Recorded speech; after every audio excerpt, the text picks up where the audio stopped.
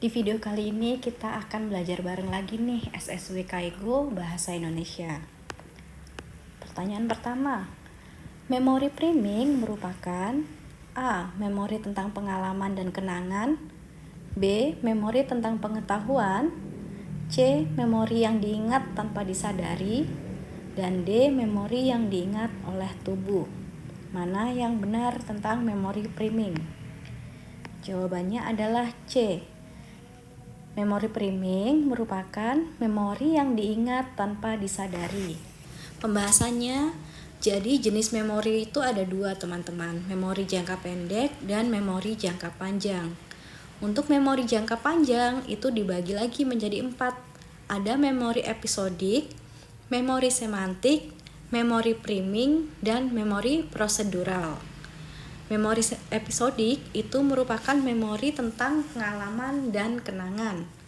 Untuk memori semantik merupakan memori tentang pengetahuan. Kemudian ada memori priming, merupakan memori yang diingat tanpa disadari. Misalnya apa?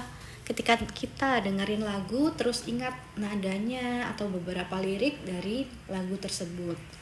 Dan yang terakhir ada memori prosedural, yaitu memori yang diingat oleh tubuh. Contohnya, ketika kita mengikat sepatu, kemudian mengendarai sepeda, seperti itu. Lanjut pertanyaan berikutnya. Karena ini udah ada jawabannya langsung ya. Makan dan minum merupakan bagian dari kebutuhan fisiologis. Langsung ke pembahasannya. Jadi ada hierarki kebutuhan Maslow. Jadi ada seorang psikolog namanya Abraham Harold Maslow.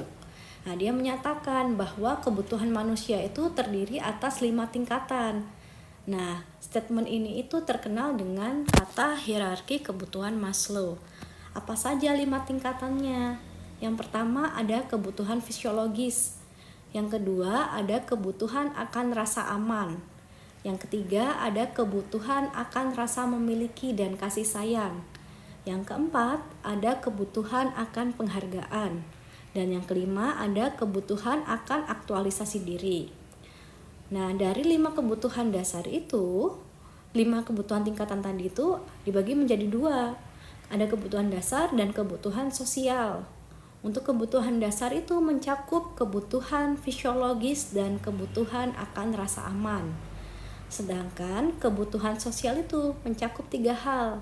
Yang pertama, kebutuhan akan rasa memiliki dan kasih sayang. Yang kedua, kebutuhan akan penghargaan.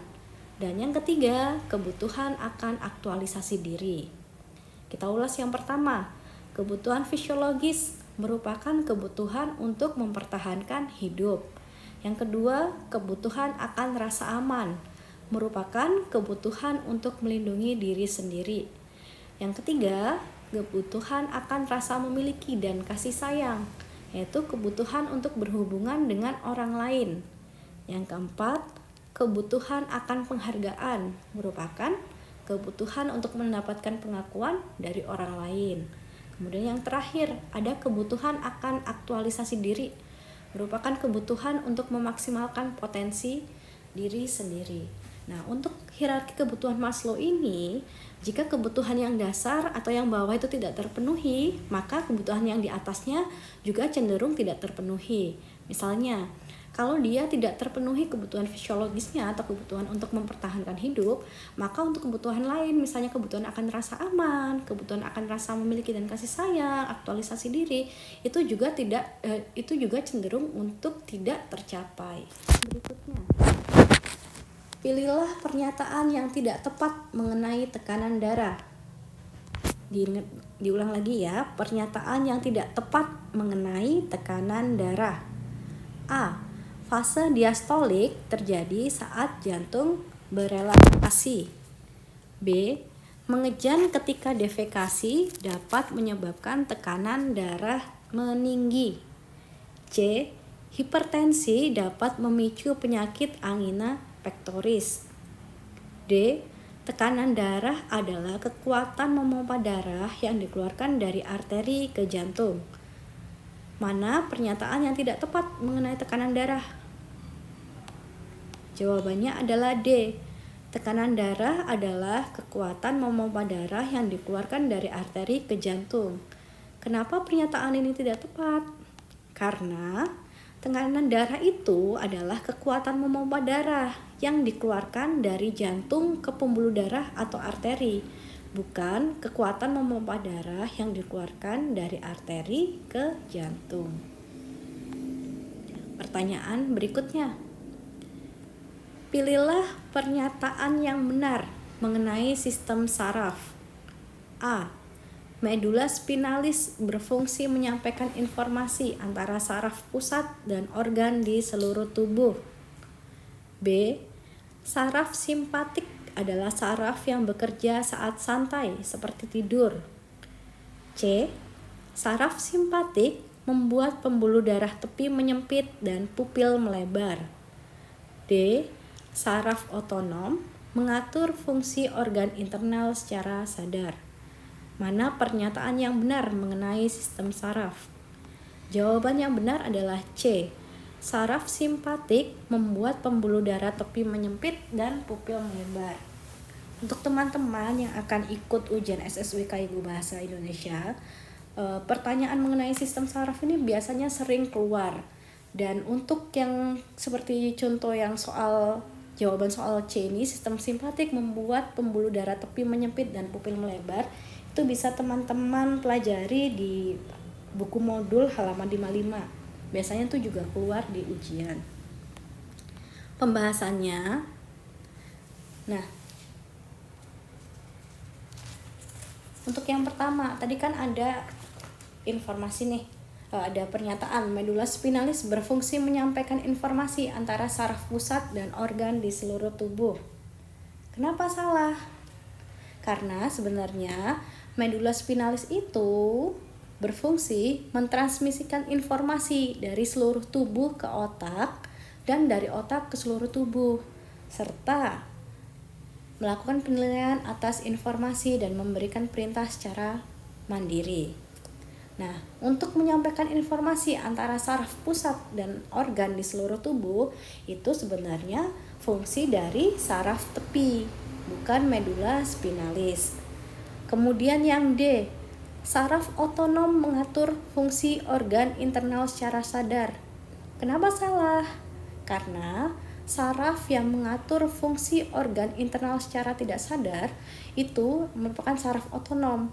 Jadi pernyataan yang saraf otonom itu mengatur fungsi organ internal secara sadar itu salah. Harusnya mengatur fungsi organ internal secara tidak sadar. Kemudian saraf otonom itu dibagi menjadi dua, yaitu saraf simpatik dan saraf parasimpatik. Untuk saraf parasimpatik adalah saraf yang bekerja pada saat santai, contohnya seperti saat kita tidur.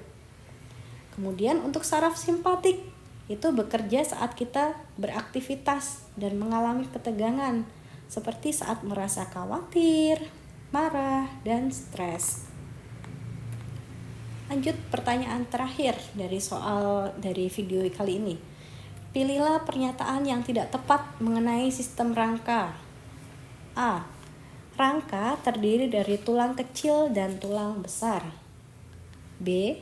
Tulang belakang secara fisiologis membentuk huruf S. C. Tulang berfungsi untuk memproduksi kalsium dan melindungi organ. D. Tulang paha disebut juga femur, sedangkan tulang dada disebut sternum. Mana pernyataan yang tidak tepat mengenai sistem rangka? Jawabannya adalah C. Tulang berfungsi untuk memproduksi kalsium dan melindungi organ. Sebenarnya apa sih fungsi utama dari tulang itu? Jadi ada 5 fungsi utama dari tulang.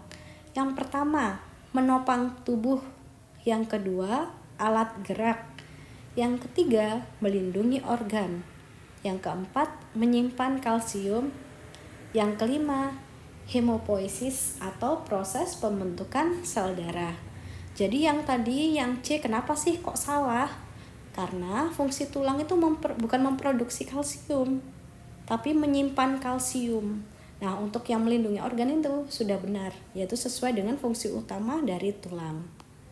Untuk teman-teman yang ingin ebook latihan soal, ini gratis. Jangan sungkan-sungkan untuk DM saja di Instagram Grahita DR. Nanti langsung aja diketikkan alamat email yang mau di-tag ke Google Drive untuk mengakses ebooknya. Terima kasih.